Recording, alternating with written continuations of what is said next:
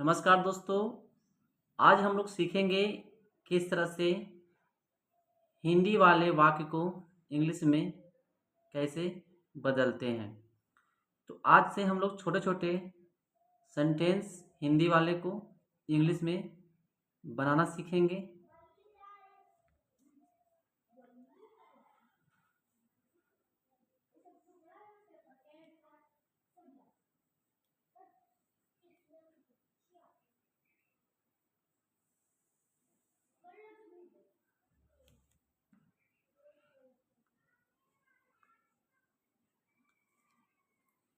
Hindi to English.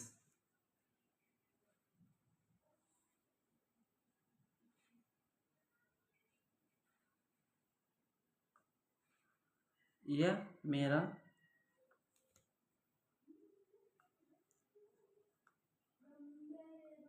गाय है।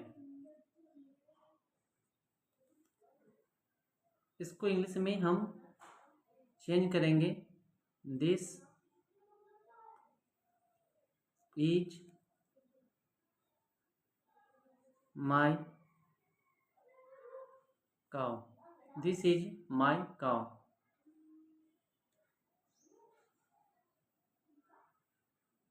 वह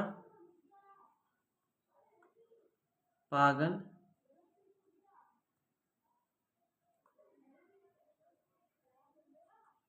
लड़का है। He is mad boy. तुम एक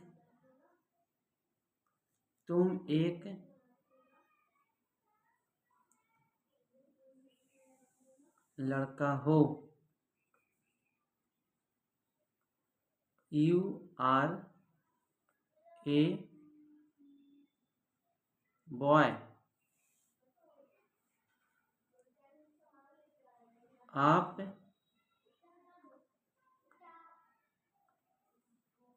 उदास हैं। You are sad. मैं खुश हूँ।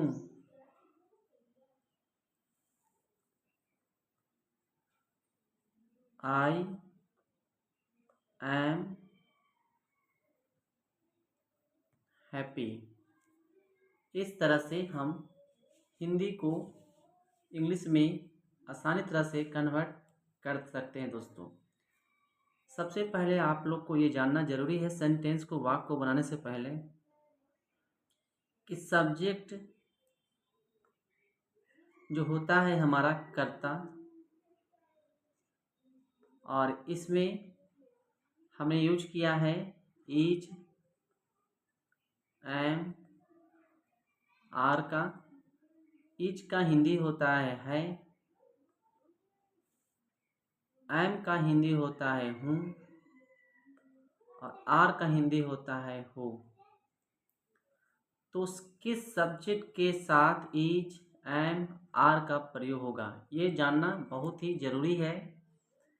जब तक हमें ये मालूम नहीं होगा कि सब्जेक्ट के साथ इज लगेगा, एम लगेगा, आर लगेगा और कौन सब्जेक्ट के साथ ये तीनों में से क्या क्या लगेगा, तब तक हम सेंटेंस को पूरा नहीं बना सकते हैं दोस्तों। ये हमारा एक्सुलरी वर्ब कहलाता है, सहायक क्रिया। और कैसे पहचानेंगे हम लोग सेंटेंस में, वाक्य में, कि किस टेंस का है, वर्तमान है, पास्ट है या फिर फ्यूचर है। तो बिल्कुल ही आसान तरीका है। अगर इंग्लिश में आपको सेंटेंस में अगर पहचानने के लिए दिया जाए तो आप वर्तमान, भूत और भविष्य बता सकते हैं उसके हेल्पिंग वर्ब की सहायता से। अगर किसी भी सेंटेंस में, किसी भी वाक्य में अगर इज एम आर हो तो ये हमारा प्रेजेंट होता है, यानी कि वर्तमान होता है।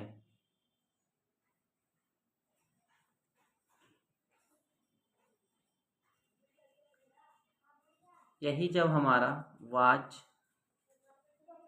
हाँ, और वेयर होता है तो यह हमारा पास्ट होता है दोस्तों।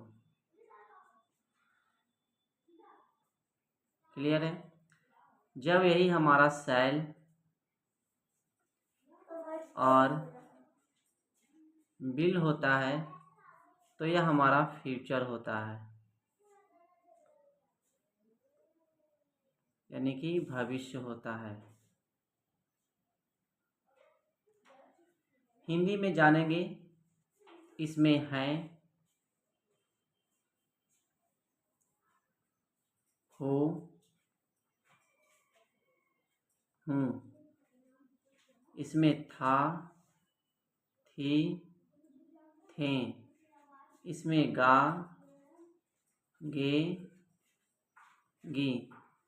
इसी से हम लोग नॉर्मल जो बेसिक जो सेंटेंस बनाते हैं, टेंस से नहीं, जो नॉर्मल जो हम लोग सेंटेंस बनाते हैं जिसमें हमारा वर्ब नहीं होता है, कोई क्रिया नहीं होता, कोई एक्शन वर्ब नहीं होता, कोई एक्शन नहीं होता, उसमें हम लोग इस तरह से हम लोग पहचानेंगे।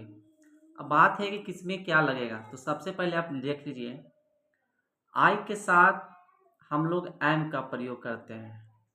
वाई ओ यू, यू के साथ, बी यू के साथ,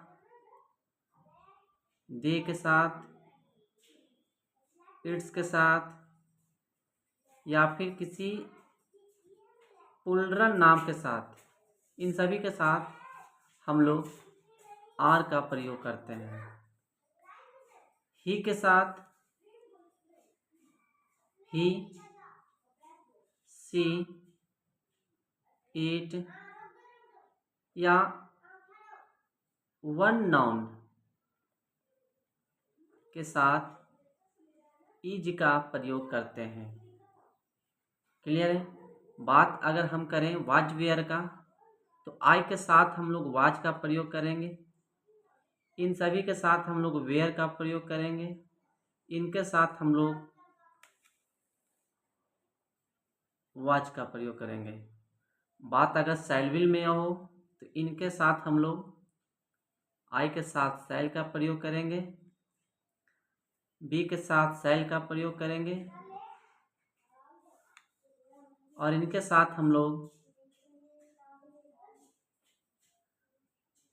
बिल का प्रयोग करेंगे, और सिर्फ आई वी के साथ ही हम लोग सेल का प्रयोग करेंगे। ठीक है?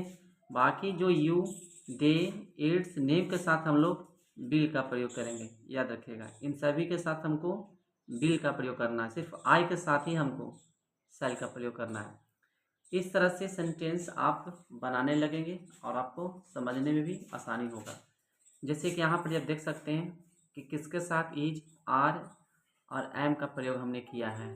क्लियर है? तो चलिए नेक्स्ट वीडियो में और भी हम लोग बेसिक तरीके से सीखेंगे सेंटेंस को बनाने के लिए।